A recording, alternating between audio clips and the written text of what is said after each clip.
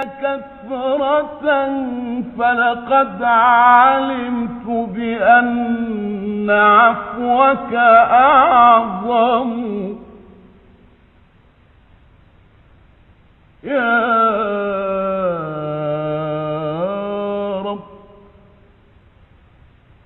يا رب إن عظمت ذنوبي كثرة فلقد علمت بأن عفوك أعظم.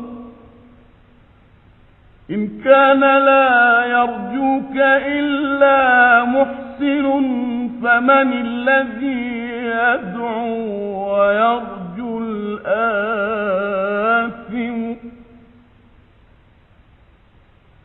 إن كان لا يرجوك